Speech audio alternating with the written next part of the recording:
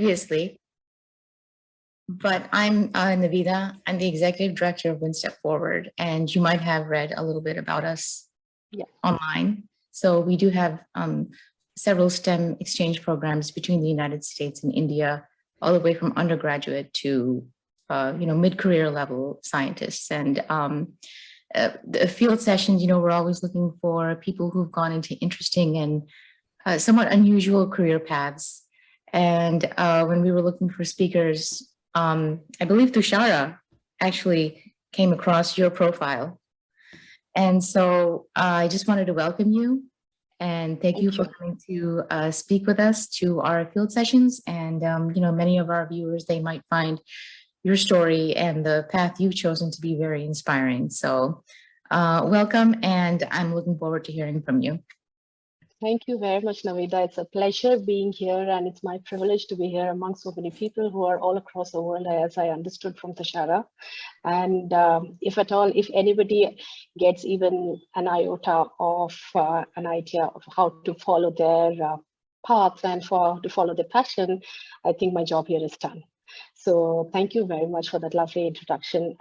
Is it possible for me to, so what I've done based on Tushara's email is I've just made a couple of slides just to ease it, because it's somehow I feel visual works better than just hearing things. Yeah. So I'll just walk you through the slides quickly. It should not be more than 15-20 minutes, and I had suggested, and after that we can just have an informal chat. I think that's the best way to learn or even understand. Sure. Yeah, I do believe Tushara had one slide though to show regarding just a little bit of information about you.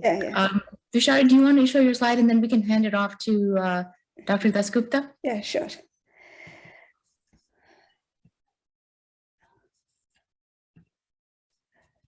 Is the slide clear? Yeah. Thank you, Dr. Dasgupta, for being here as a speaker, and I'm very excited to speak to you. Dr. Sonali Dasgupta is founder of STEMonsters. It is an online STEM learning ecosystem for 8 to 14 years old kid. She got her PhD from IIT Delhi, and she has worked in reputed research institutes as well as corporate well outside the country. And she has authored about 100 plus peer-reviewed papers and is invited speakers at multiple conferences. Her vision with STEM Self, I believe, is to show how fun science is to the younger kids and also to inspire them and explore the science or STEM subjects. So with this, I would like Dr. Sonali to take over and tell us about her career journey as well as her vision. Thank you very much, Tushara. I think that in brief probably covers my entire slides. So I'm wondering whether I should show my slides at all or not. No, please continue. I'm sure you can elaborate a lot more on your slides. Okay, so let me see if I can actually share my screen with you. I'm trying this for the first time, so please bear with me. I've tried to make a presentation on Canva today, so instead of my PowerPoint. So let's just hope this works. Just give me a minute. I think, let me know if you guys are able to see the slides. Yeah, we are able to see the slides. Perfect, so this works. Yay for Canva. Okay, so as Tushara said, I initially thought I will title my talk as "The World is Your Oyster," because it's just entirely up to us what we want to achieve in life. But then I thought, given the audience of this talk and given the purpose of this conversation, I should probably call it "The Career is Your Oyster," because career is something we are, especially in India, right from the time when you are in high school, parents are always talking about decide what you want to do in your career, what do you want to follow in your career, decide your career path. And the thing is, career path is something which itself is a journey. It is not the destination. And I think that is extremely important for us to realize. We're too young when we are students or, in high school, undergrad. But once we are out in the world, once we stop being a student, once we start being a researcher, I think it is extremely important for us to realize that a career is what we make it out to be. A career is not something that is dictated by our degrees. It is not dictated by our marks or the environment. It is dictated by our interest. It is dictated by what we want to follow. And that is something which is entirely in our hands, which is the reason I thought I'll call it the career is your oyster. So with that, I'll briefly go through this couple of slides that I have. I don't have much. So I'll walk you through my career journey so far and what influenced the decisions that I made in this journey. What were the factors that influenced the journey, and what I personally believe as a researcher we should be very, very aware of in order to have the ability to do what we want to do at any point in life. So it started with, I'll start from my PhD and MSc, which I did at IIT Delhi in physics, and which Tushar has already mentioned about. But before that, there was one thing, while I talk about these different career points in my life where I made a jump, I would say, from one place to another, there were things there are things in life which happen to us which leave a mark and which make us decide what we want to do. So when I was doing my PhD in IIT Delhi, a gentleman, a friend's father came, and beta is a word which means son or daughter in Hindi. And I'm assuming everybody understands Hindi here, at least the word beta. So they came to me and said, oh, so what are you doing? And at IIT, and IIT is one of the most prestigious colleges in India. And he said, oh, you're doing a PhD. Oh, I'm so sorry to hear that. What happened? Why do you have to do a PhD? And that kind of sums up the perception, unfortunately, that we have of research, at least in the Indian scenario today. And there used to be kind of joke that used to happen that a PhD researcher will never drive a BMW. I don't know if that's still sure or not, but then that is what the perception was. And that kind of strengthened my belief that, you know, I got to prove this gentleman wrong. I got to show him that he doesn't need to be sorry. He needs to be proud of the fact that somebody's doing a PhD and contributing to the society. So I did my PhD from IIT Delhi, and some of the things which I think shaped my path forward were the collaborations that I made. So the time when I was doing PhD in IIT in India, there were very few people who were actually collaborating with universities abroad. And I was very fortunate to have a guide and an environment which allowed me to do that. So I worked and collaborated, even though I was doing theoretical research work on optical fibers and photonics, which was just a new field at that time. We collaborated a lot with the Russian Academy, and we collaborated a lot with the French universities, and we made or fabricated the devices that we were researching at that time. And I think that gave me an idea about how diverse the field can be, because sometimes we tend to go very vertical while doing PhD. We tend to only focus on one direction, which is not wrong. I mean, that is required. But I kind of, at least for me, I kind of realized I did not want to be so focused, like have the horse's blinders, where I can't even identify what my research would be helpful for, what field it would be helpful for. So having done that, then I decided to actually move outside the country just for the exposure. I was pretty sure that I wanted to work in a lab which would help me to apply whatever research we'd done and come up with applications. So myself, like, I was always very, I somehow enjoyed the application part of the research as compared to the theoretical part of the research. So I was very, application science was something which was like always very close to my heart. I wanted to see impact. I wanted to see how it affected society, how it impacted society. So fortunately, I did my postdoc. Well, I wouldn't call it just a postdoc at this wonderful institute called Optoelectronics Research Center.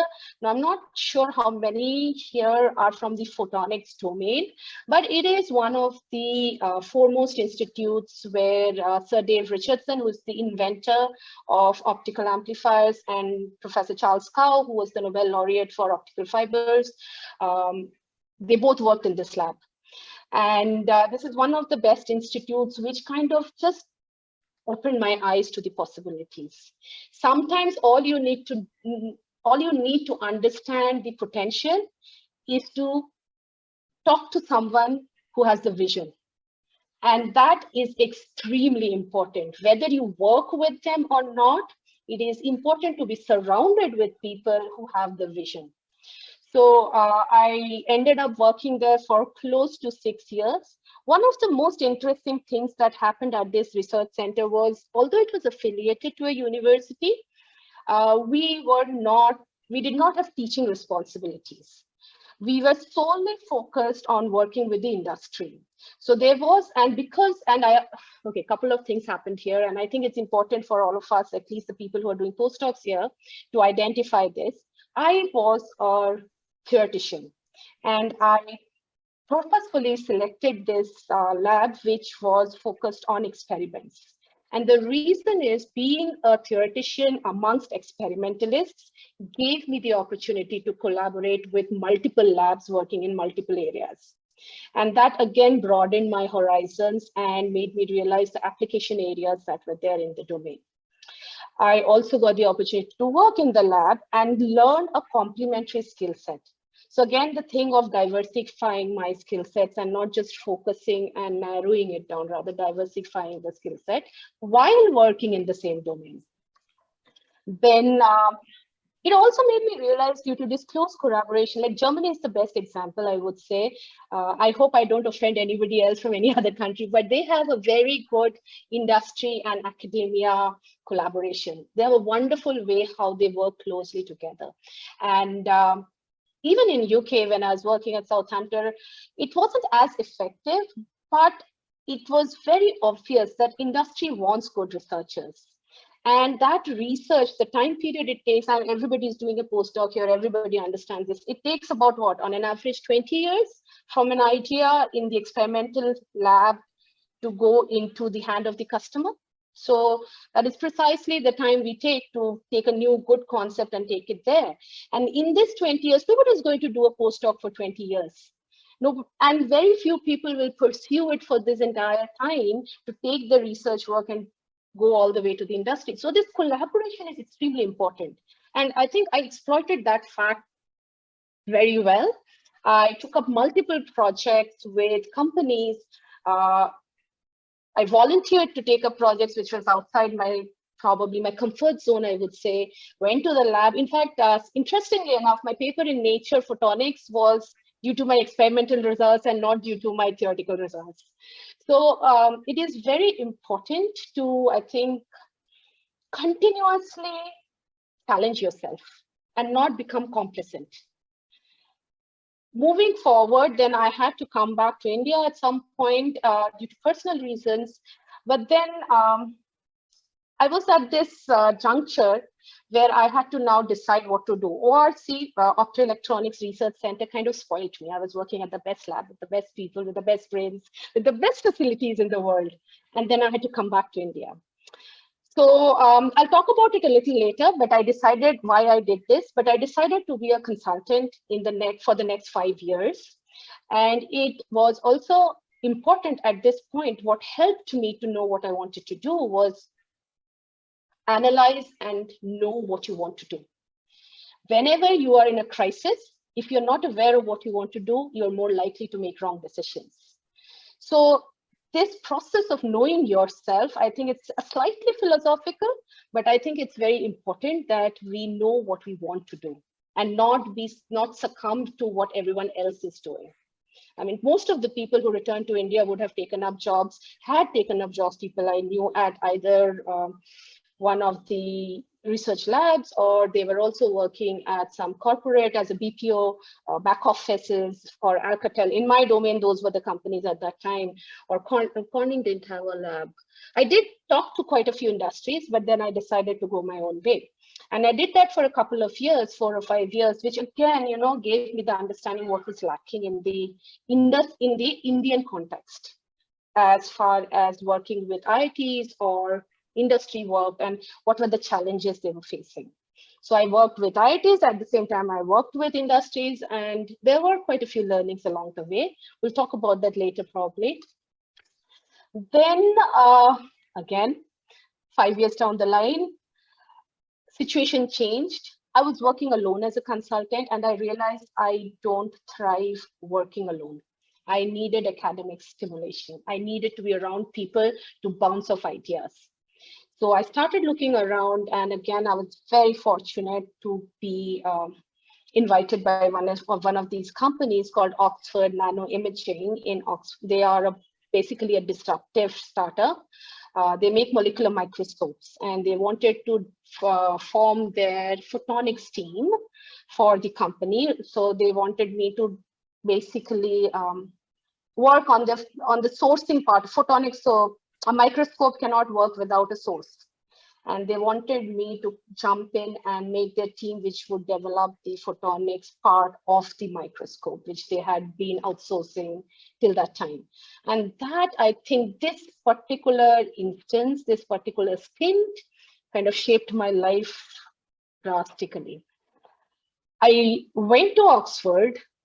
I went by myself. My family was back in India. I worked there for almost a year. Well, not a year, maybe 10 months or so. And I was thrown into this company, which, by the way, did not have any woman in the hardware section. And I was heading it. And that was the first time in my life I realized I had to prove my competency doubly, because I was surrounded by these men who did not expect a woman to come in and start soldering. So just to give you an example. So this kind of, and also the fact that I had been working in labs, in the research labs, never in the research lab of a corporate company, and a startup at that, which had investors breathing down their neck. So there was an extremely challenging targets that we were given. You know, we have targets even for research projects, but trust me, it is nothing like this. There is not just research or science, but then these other, the elephant in the room becomes the money factor, the economics. And this is something we don't realize when we are working on research projects. So I had done Python earlier. Now I had to start learning Python from the point of view of making a code which will work and which will go out to the customer for a device which costs something like, I don't know, a few tens grand, like few thousands of pounds. So that pressure is something completely different. It's not a prototype. It is not a proof of concept. It is a device for which people are paying thousands of pounds. And I had to unlearn a lot of things in the process.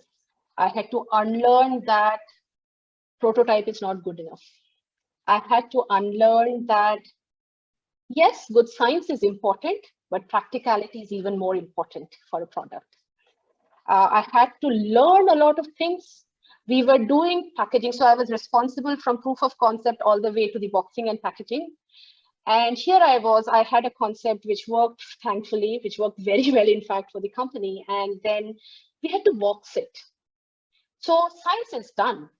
And I spent 3 months figuring out how to package it into a certain box, which was the size of a cell phone, maybe. That's it. I was working on Tinkercad day in, day out on, AutoCAD, and just figuring out, where do I place my laser? Where do I place my fiber? How do I make this thing fit here? On a research lab, you just have a spool of fiber with 30 centimeter diameter. I could not do it.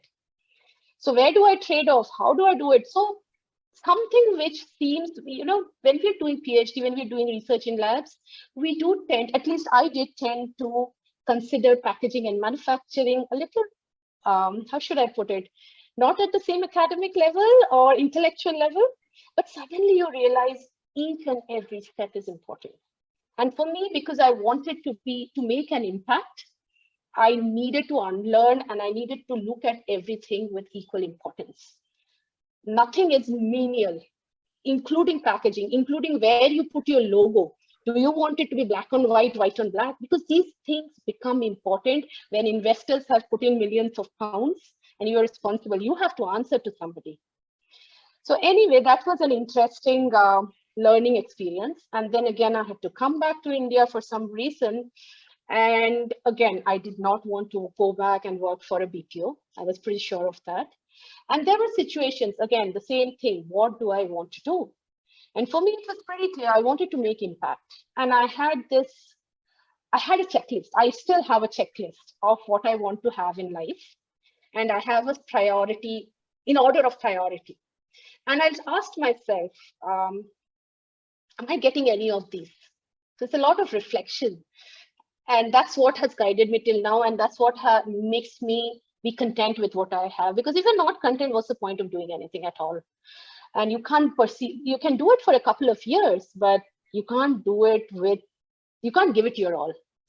So again, then I kind of realized in all of this, starting from a PhD and then going abroad, coming back, going back to Oxford and coming back again, I kind of realized, we have this country of 1 billion people. And what is missing in this entire ecosystem that we do so well when we go abroad or outside of India? But we kind of, everybody who's returned from outside, they perform well, or they perform well outside. What is missing that we cannot, or we feel throttled while we are in India? Why is that? It's a country of 1 billion people. Why can't we have the research output that we should have? And that kind of made me realize, yes, I've done my research for these 15 odd years. To a very large extent, I was very satisfied with what I had achieved. And this was the perfect juncture for me in my life to decide what I wanted to do next. And I had already had a stint of entrepreneurship when I was working as a consultant, talking to industries, talking to research labs across the world. So I kind of realized that there is something fundamentally wrong in how we are introducing science, basically STEM, science, tech, engineering, maths, to the children in the education system in India. It is not what we are teaching, it is how we are teaching. And that is what made me start off with STEMonsters. It's still a learning process, a work in progress even now. Still figuring out, it's going against the tide because India is still a very much marks-oriented ecosystem. And it is definitely going against the tide, but hopefully I will be able to ride the wave and, as they say, go against it and make an impact. So that is where I have, and I won't know if I've not tried. So that is essentially where I am, and that has been my journey. That is how events have transformed or shaped my journey till this point. Who knows what happens next? Not entirely sure. So if I were to list down what influenced my journey till now, and by the way, this is the last slide. I don't know if I've gone over time. Yeah, what influenced my journey? Work environment, people who surrounded me, people who shaped my thought process of what is important, or how to approach life in general, how to approach what you want to do. The professional network, I think this is one thing which is underestimated when we are young, when we are just starting off. We only want to network with people who will give us an advantage. We want to network with people who we can work directly with. But I feel it's very important to network with as many people as you can learn from. It doesn't have to be your field. There are things which are beyond your direct domain of expertise, which are important. So be open, be kind to people, maintain the network, have a network. And finally, I think the personal situations, it is unique to all of us, and you can never predict it. Unless you are happy to take it in your stride, it is going to be extremely difficult. Situations can change. What you plan 5 years down the line may not work out, and be okay with it. Nothing is set in stone. That's why career is a journey. It is not something that has to be followed. And yeah, be aware. Be aware of what you want to do in life. Be aware of what makes you happy. Be aware of how you can make an impact. For me, I knew I wanted to make an impact, whether in research, whether in making how research can be improved in the country. So with that, I think I will stop. here. I've taken probably a bit more than what Tushara gave to me, but I hope in the process, I've been able to answer some of the questions which may have come up. Actually, you were able to answer like so many questions I had in my mind. One of the questions and one of the points that you mentioned, that India is a very much marks-oriented country. So, and when you think about India, like if you want to do anything outside the studies, like when you think about extracurricular activities, you always think about dance or arts or something in that way, sports.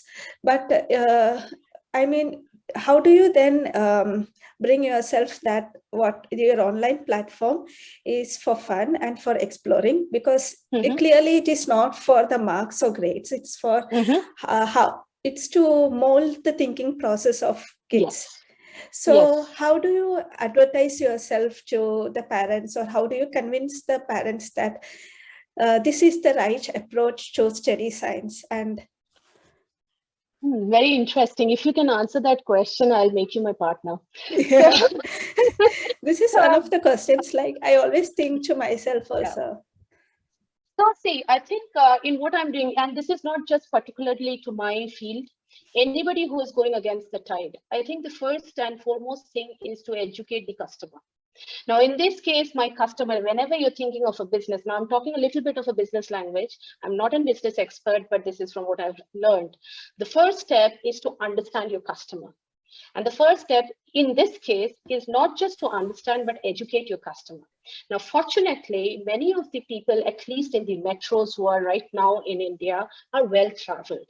They do understand that there is something missing in the education system, wherein how do you make it, see, the one thing that every parent needs for their child is, how do I make my child stand out? How do I make him stand out in a million or in thousands?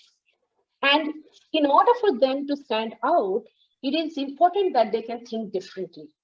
In order for them to think differently, it is important for them to understand how to approach a problem.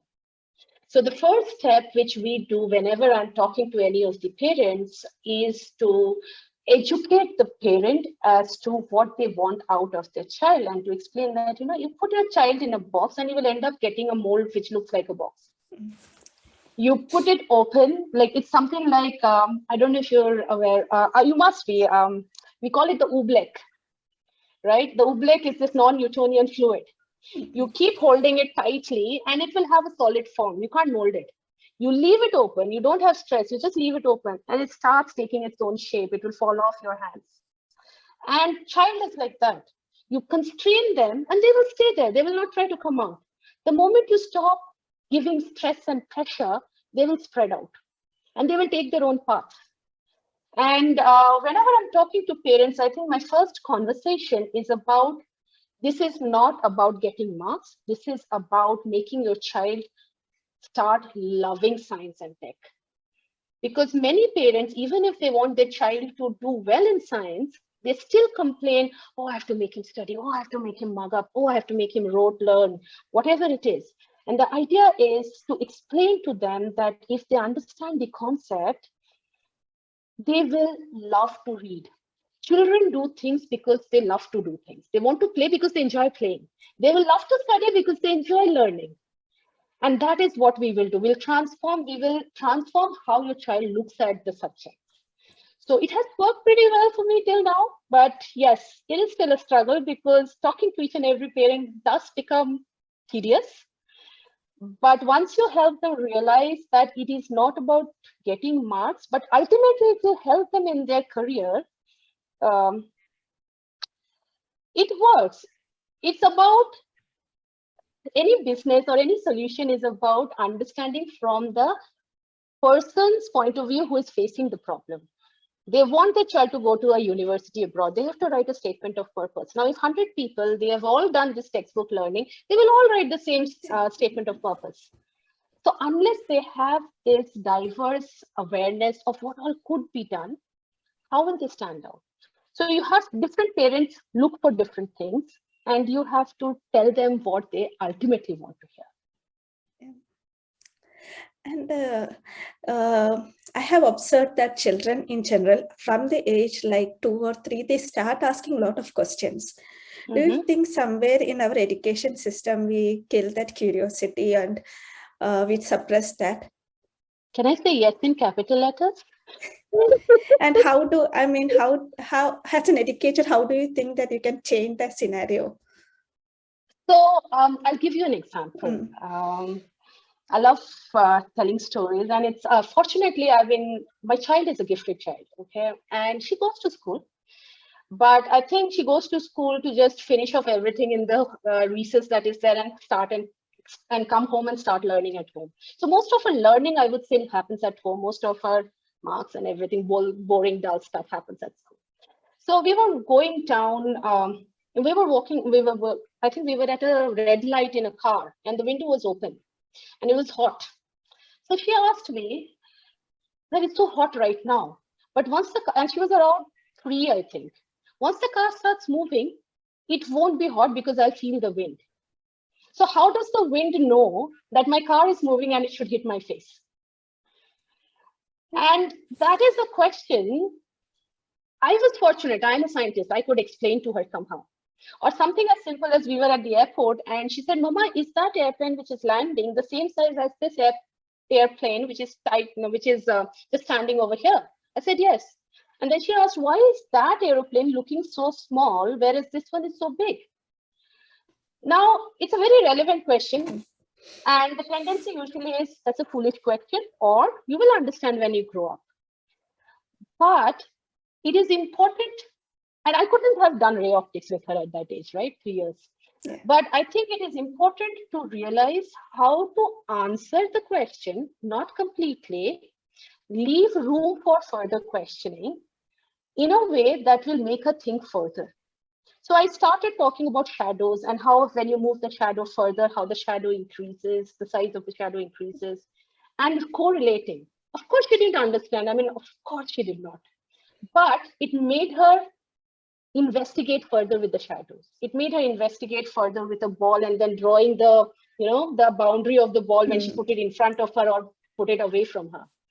So I think when you what you asked me to answer that question, I think it is important as educators to accept every question with sincerity and seriousness. The problem starts when we brush off questions, not when we try to answer them. If you try to answer the question, we will realize sincerely, of course, if you answer the question sincerely, I don't think we can go wrong. And as educators, I think that is the first thing.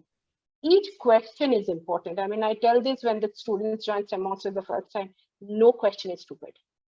Because once you brush off a question, the child inherits the fact that, oh, maybe it's a foolish question. Maybe I'll still get the answer, or you learn when you are in 7th grade. So I think that's the first. If you ask me, I think the foremost thing is each question is important. I don't know if I answered your question. Yeah, you have answered it perfectly, actually. No, because I also have I have a kid who is 3 years old and he asks a lot of questions. Absolutely. Yesterday he was asking why there is cement on the footpath, like why is it concrete, made of concrete? And he was holding a small metallic bus, and he was telling me, see, the metallic bus is shining because the sun is shining. I mean, he was able to connect those two things. Yes. Yes, so, and you could probably go back and tell him, why don't you put it in water and see how that changes the perception, or why don't you put it under butter paper and see how it changes? You just have to give them more questions. Yeah. It's like breadcrumbs, Yeah. And nowadays there are a lot more of STEM toys that they like to explore. And so what do you think about those? Do I have to be honest here? Or do I give a politically correct answer? I think STEM toys are important, yes, absolutely. But I also feel, and this is slightly controversial, I think if there is an over dependency of STEM toys, they ultimately end up still being templatized. and still making the child believe, if I do this, this is what I'll get. Yeah. So it is good as the starting point, but it cannot be the teaching for a child. I mean, you get so many STEM toys, right? Yeah. And each and every child who buys that project will get the same answer, same result. Is that how science works? No, it's not. How will you ever know when things fail? So my take on STEM toys is, yes, it is good to get them hooked, but I personally don't think it's the right approach to get them interested or to get them curious. Or curious, yes, but to get them to ask more or explore more. Because to a certain extent, it's like, you've done this, you've played with this toy, you have mixed red and blue, and it will always give you, what does red and blue give? Purple, no, brown. So it will always give you brown. So, purple, I don't know. But so, yeah, so I think, yeah, that's my take on STEM toys. It's good to have them, it's required, because there are children who may not even want to try an experiment because they didn't find it exciting and they're put off by failure. But once they are there, once you've got their attention, then I think it is questionable whether you should go for the toy. I personally feel you should go for personal exploration, where you give them stuff to play with and experiment with. Yeah. Yeah, I have one last question that you talked about academia industry collaborations in India. Yes. So do you think that it has improved over time, or are there still a long way for us to go? I think the answer is yes to both. There were two questions in that question, actually. One is, has it improved? Yes, it definitely has. It definitely has. Second was, is there a long way to go? And yes, there's still a long, long way to go. And I think part of the problem is also because the ecosystem in India is very different from the ecosystem in Europe or US. The number of people fighting for the same thing, the number of people vying to get the same idea, or I mean, any idea that you take, there's somebody who's thought about it, right? And there's always so much of competition that it's very, very competitive. And how should I put it correctly, what the reason is? I think there is still this peer psychosis, and there's still this long gap. The efficacy of the collaboration, the time it takes is too long. Of course, it has improved. But this 20 years is when I have a concept, probably in a place like ORC in UK. I have a concept, and by the time I manufacture, fabricate, and start selling it commercially, even to other research labs, it takes 15 years. Okay. Now imagine if you stretch it further because of the paperwork that goes inside, because of the MOU that you have to sign, it's just too long. And I think that is where we need to, the processes need to be faster, is what I feel. They are getting there. I just hope and wish they get there faster. Okay. Navita, do you have any questions for Sonali? Well, I wanted to open it up to other attendees. Does anybody else have a question or a comment? Yes, Nigel? Hello, everybody, from morning in California. Sonali, I'm sorry I logged on slightly late, so I don't know whether you spoke about STEMonsters and what your organization is doing in the introduction, but I'd just like to hear a little bit more about what your projects are. And I think you're my favorite right now. You ask an entrepreneur about their business and you become the favorite. So STEMonsters is right now an online learning platform for STEM for school-going children. The idea is to not have any kind of blackboard teaching. The idea is to have them do experiments. And as I again said, I love the children to do experiments and explore and fail. So what we do is we have our own curriculum. We design a curriculum based on different themes. And the children join in every week. They do a particular experiment, and we don't tell them what we're going to do beforehand. So they do the experiment, and the way we structure it is, of course, there's a facilitator. The way we structure is they come to the observations themselves. And in the end, we put those observations together in order to understand the concept that was involved in that particular experiment. Now, the beauty and the differentiator in what we do, because there are a lot of STEM orgs out there, the differentiator is we do not templatize. So we say, okay, you can get a plastic straw or a paper straw. And there are experiments where, because of the material property of plastic versus paper, the end result would be different. Mm-hmm. And then we go into material science. So we keep it completely open-ended in how the children do the experiments in order for us to leave that scope for further exploration. So that is what STEMonsters right now does, is it is not focused, and it's very child driven. So if there is a particular batch of children, let's say, who say, now we want to explore zoology. They've heard this word somewhere, they're 9-year-olds, 10-year-olds. I want to know zoology. Okay, fine. Give me 1 month's time and we will explore zoology. I mean, a couple of weeks ago, we were talking about black holes with 8-year-olds because they had heard black holes and they wanted to know about black holes. Now, as I said, I don't want to tell them, wait for 5 more years until you are in grade 8 and I'll tell you what black holes are. So we made it as simple as possible, but we discussed it. So now they probably have a little bit more. They've absorbed a little bit more about that particular concept.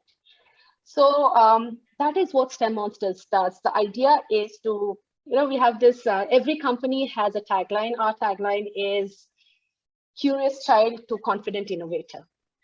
So you get that curiosity growing through discussions, through experiments, through hands-on activities, exploration, and make it a space where children come, they ask without inhibition, and they go back with something more they want to learn about that topic.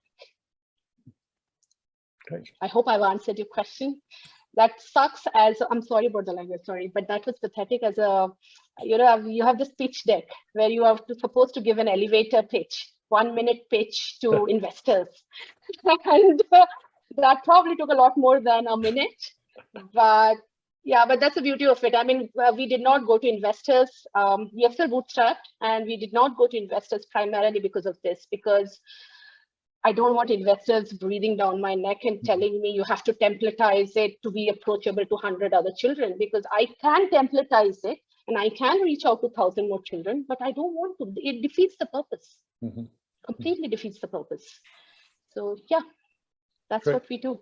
So we have kids from across the world. The good thing is Corona was a blessing, because we do have kids from across Asia now who also join in. So it's not limited to boundaries, to geographical boundaries. Great. Thank you. Does anyone else have a question? Okay, if not, then I think Nigel, do you have something else you'd like to say?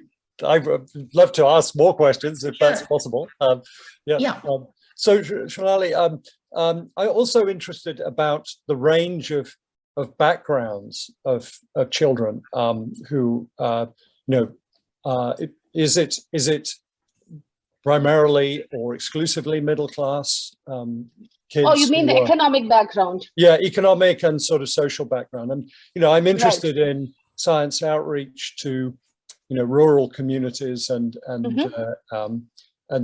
particularly I'm a geologist and telling India's amazing history of the movement of the subcontinent and the formation of the Himalaya and all the animals and plants. We should have you as a guest speaker one day. We have guest speakers in our sessions. That's awesome. Yeah, I'd be very happy to do so. So I'll put my email in the chat.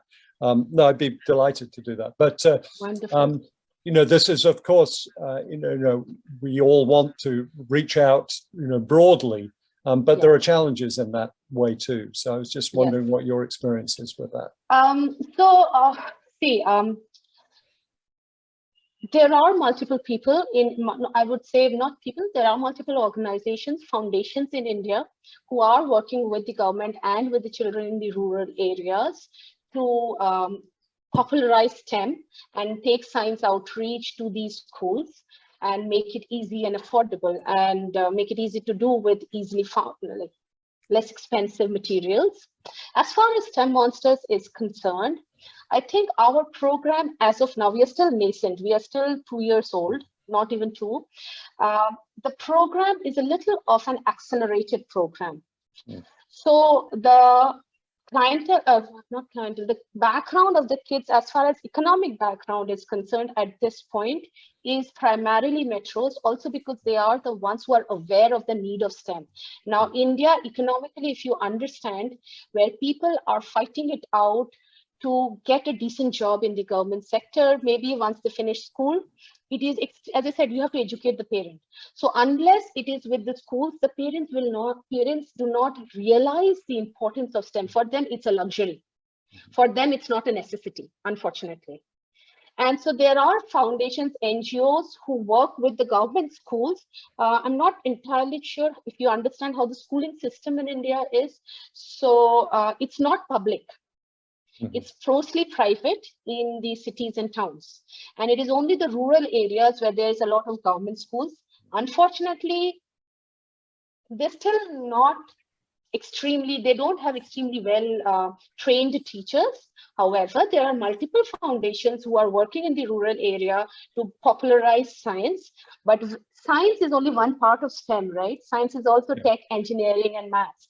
So it is very difficult if I want to take my program, which is all of this, not just science, and introduce it to a parent who just wants to ensure that my child should pass grade 10 and should get a government sector job.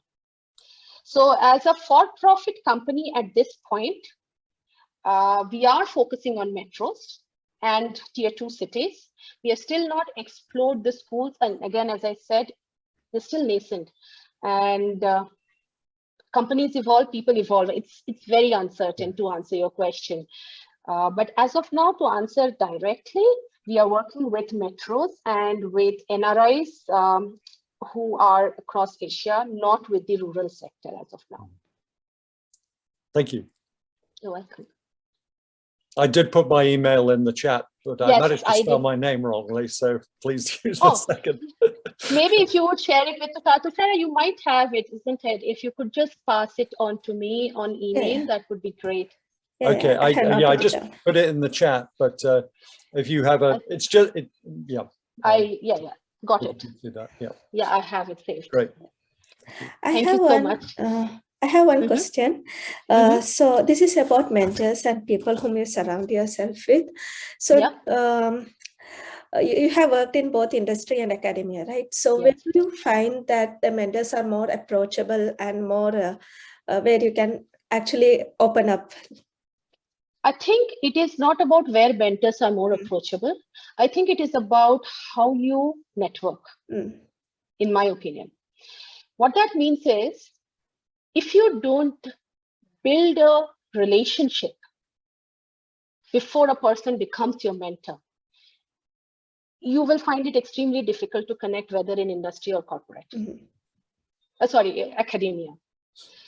And if you build that relationship, if you work on building that relationship, identify what you want from that mentor, you can get them in both the domains, whether academia or the corporate. Because the thing is, one must realize, and this is a misconception, one must realize mentors are also devoting their time to you. Yeah.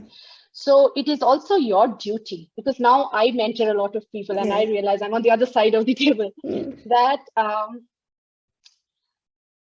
it is your duty as a mentee to understand what you want out of your mentor. You can have 5 mentors, you know, it's not necessary you have to have 1 mentor. And you need to figure out what you want from your mentor particularly.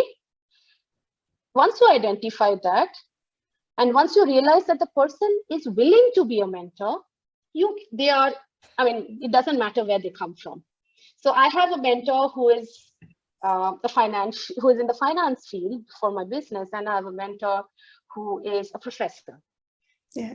And they're equally approachable. Yeah, so the why I asked you this question is like many times we are like mostly confused how to network, how to find mentors. That's another thing I talk about a very lot. unique to each person. I would say there is a framework, in my opinion. So I actually talked about this a couple of days ago with some postdoc students from IIT Delhi, and they wanted to understand how to network. It's a very valid question. And there is a framework, I would say. So the first thing which you need to remember when you're networking, don't go with what's in it for me. That's the worst thing you could do. Approach with how can you help the other person? Even if you need the help, the thought, the mindset should be, how can I help the other person? Once you approach with that mindset, you will realize it becomes much easier for you to make connections, to make connects. Once, that's the first step to networking.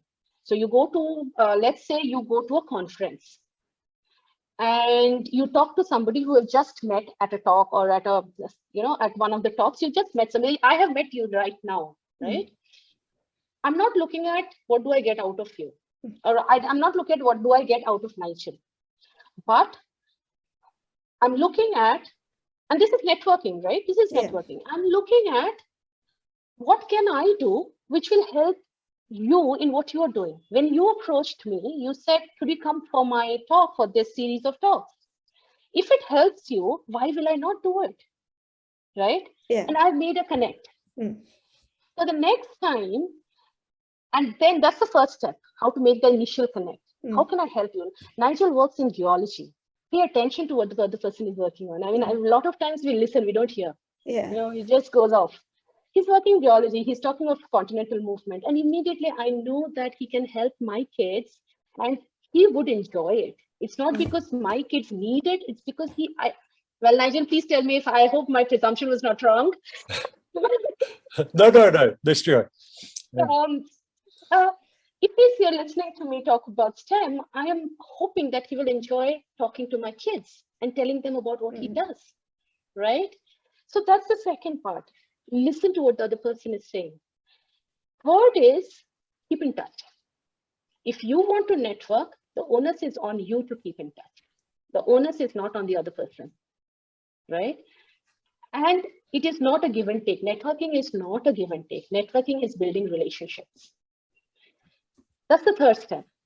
The fourth step is once you have, all you need to do, you wouldn't believe it. All you need to do is say Merry Christmas, even if it's once in a year.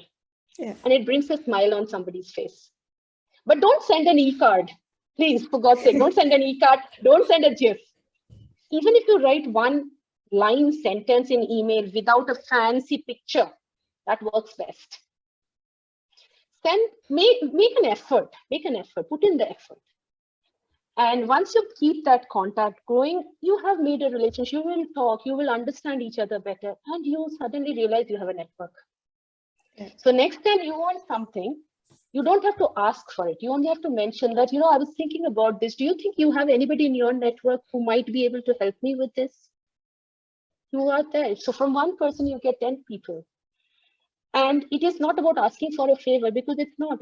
Honestly, networking is not what's in it for me. Networking is just widening your horizon and meeting people. Everybody, trust me, Tushara, everybody has something to offer. The last one, which is slightly controversial, is even in networking,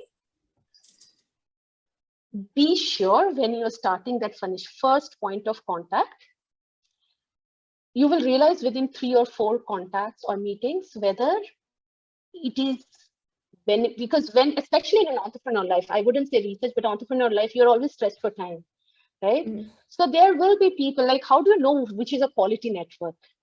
And that is where experience comes in. Nobody can teach you that. Okay. But once you've done the first 4 steps, I think you're already in a good space, right? I think this was very helpful, these points of how to network. And we mostly hear people tell that you have to network, but no one actually explains it, like how do you actually go about it and what should be the aim. So this was a very insightful Thank you. I'm glad it helps you, because I think networking is, as you rightly said, and especially for people doing postdocs. Once you go out of your research field, how do you, like, in my case, for example, when I was finishing my PhD, I did not apply for a single postdoc, trust me. I did not apply. I had 3 places who wanted me to join their postdoc. And how did that happen? I volunteered to go and pick up a professor, Professor Payne, who was the inventor of fiber optic lasers, fiber amplifiers, in fact. He had come to a conference in Delhi. I told my prof, I will go and pick him up from the airport. That's all I did. I was still a PhD student. He remembered. Once he reached, I sent an email, I hope you'll reach the hotel properly. And this, at that time, mind you, I didn't have the framework. I just analyzed it over the course of time. There was another conference where I was talking about my work with the European Space Agency on spatial filters. And the professor, Professor Ekluvya from Australia, I still remember, he had asked me a question at the end of the talk or conference, as people always do. And I explained in a minute that you have to answer. Usually you have about half a minute to answer a question at a conference, right? But once I reached back to my lab, I sent an email with the explanation to the question. Okay. So keep in touch, maintain contact. How long does it take, right? Yeah, it is just like, just to remember and keep in touch. Yes. Yeah, I think we are nearly ending our time for discussions. Navita, do you have anything else to ask? Yeah, I think I just have some things to say. If nobody else has any questions, and Nigel, definitely if you want to say something else, please let me know. Sonali, I think it's become clear to me as I've watched you that, I think one of the keys to your success in the career that you're in is you have a very entrepreneurial spirit. That's become clear. And so, I think many times it's more difficult for people who are in STEM doing their PhDs and then they're both postdocs. Not everyone has that side, right? An entrepreneurial side. Especially if you're going to go and you're going to start a business. I mean, of course, STEM incubators and things like that, they're all very popular, and investors are, always on the look for a great idea. But I think maybe people who are in STEM, they do need more resources on either how to, develop their entrepreneurial side. Of course, not everybody has it, but I think that's necessary. Some people just naturally have it, they're naturally good at it, and others, they need practice. If I may take 1 minute to answer that. I know I'm exceeding time. Yeah, no, that's okay, go ahead. So I think one of the important things, just by the virtue of the fact, I don't think I have an entrepreneurial spirit, by the way. I think I've just developed it over time. And I think one of the things is when we are doing a PhD, we have a huge advantage, especially STEM PhD. We already have a huge advantage, which we do not identify. I keep talking about reflecting on yourself. And I think that's important, because what is business ultimately? What is entrepreneurial spirit? It is identifying a problem, coming up with a solution, convincing the other person. It's a system. It's thinking systematically and perseverance. Anybody who's done a PhD has gone through all 4 of these, right? So I think the key to entrepreneurial success, and I wouldn't even call myself a success till now, but to even try out entrepreneurship is you already are at an advantage. And one of the things which I did not present it here, but I was talking to these other younger kids at IT, is 2 things which we don't learn during PhD and we should develop. It's slightly negative, controversial, but first is own your success. Talk about it. We are taught to be humble, we are taught to be modest, we are surrounded by very modest people. But you will see that there are a lot of entrepreneurial professors out there. I mean, Professor Payne is a fantastic example at ORC. Own your success, talk about it, don't be shy.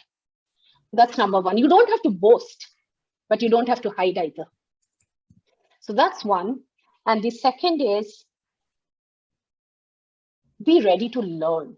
Do not underestimate things which are outside your domain.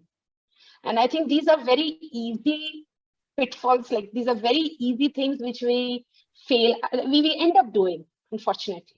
But if you don't have that, you are ready, you treat everyone, whether they are a PhD, whether they are arts, whether they are engineering.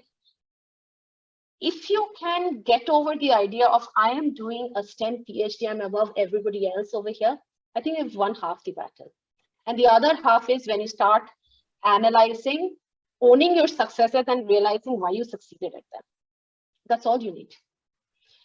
So just go for it. Give it a shot, talk about it, and go for it. It's the confidence, that's it. The other skills are just embedded by virtue of you doing a PhD. Okay. All right, Nigel, did you want to say something else? Did you have your hand raised? Oh, sorry, no, well, thank you very much. And I'll look forward to being in email contact. Absolutely, absolutely. Okay. Thank you, Sonali, for talking today. I mean, the subject that you're talking about is so critical, especially these days where it feels like, you know, the government maybe is not doing it. And you're saying that in India, this is a problem, but I feel like it's a problem around the world. You know, especially here in the United States, especially in rural communities. You know, STEM education is something that needs to be, we need to rethink it. How do we teach it to our kids? How do we teach it in mass? How do we really engage a child's curiosity? It's a problem everywhere. I think maybe some countries are handling it better than others by trying new techniques and, you know, different ideas. But it's definitely not something that's isolated to India. I mean, definitely India's, I think it's much more into rote memorization and definitely things like that. But yeah, so we can talk about so many different aspects of this issue. And I'm glad you're doing this. I had one question. You say you're online, so probably people from anywhere around the world can access program, right? Yes. Okay. All right. So we are not recorded. We are not recorded classes because I don't believe in that. We are live. We are live on the spot, and everything happens in that 1 hour. I see. So yeah. So then there might be a time. There is a time. Yes. Yes. I see. Oh, in terms of US parents and US kids? Yeah. Yeah, I have been getting so many inquiries and I still have to start a class and a batch. But yes, not yet. Yeah. I mean, once we have a lot of people, probably we have to consider. I'm getting too many inquiries because also there is this thing about, you know, somehow parents, especially NRIs with Indian backgrounds, they feel more approachable, as Tushar was saying. They find us more approachable because the cultural similarities. But even otherwise, I think I've been talking to a lot of US STEM organizations. There's Vivify STEM who does extremely well, and we've been in touch on Instagram and stuff like that. So most of the people, surprisingly, in India, it's still a very new concept. Fortunately, you're saying it's a problem in US also, and we can go on talking about this for hours at length, and let's not do that. Yeah, let's not do that. But I think the problem of STEM education is all over the world. It is where the problem is stemming from. So in India, it's because of the marks. In US, it's probably because of they drop off somewhere in between, like somewhere in middle school. They kind of lose interest because there's no motivation to pursue it further. I don't know. And but yeah, I mean, it can be made interesting. I have kids doing week on week for last 2 years experiments, and I have a bunch of WhatsApp messages. When are we starting? Because we took a 1-month summer break. And that is what keeps me going. Must be doing something right. Yeah, no, I totally think you are. Yeah, I homeschool my kids. Yeah, I homeschool my kids, and I get this little chemistry kit in the mail every week. And, you know, I see some of the issues that you're talking about with some of the other, you know, STEM kits that are made available to the public. And I really like this idea of live teaching and maybe helping kids not always reach the right answer. I think that's exactly. It's important to learn to fail. Yeah. It's important. Yeah. But I think we can go ahead and wrap it up. I'm so glad we've had you as a speaker, and I look forward to actually hearing from you possibly again very soon. Thank you everyone for attending, and we have recorded the session, so it's online, and yeah, thank you. I think we'll go ahead and end it here. Thank you, Thank you Sonali. very much. Yeah, thank you very much. It has been an absolute delight discussing things which I hold very closely to my heart, and for having such a wonderful audience. I mean, the questions were lovely. I love discussing and I love the conversation. Thank you for having me. Yes, no, thank you. And we look forward to keeping in touch with you and hearing more about you in the future. Absolutely. Sure. Have a great night, I don't know, morning or day or Friday, wherever you are. And yeah, let's be in touch. I will. Tushara, you have my email ID, so please feel free to share it with anybody you would like to. Yeah, sure. Yeah, I hope to hear from a lot of people. And Nigel, absolutely. Thank you very much. Take care, everyone. Thank you. Namaskar. Bye. Bye.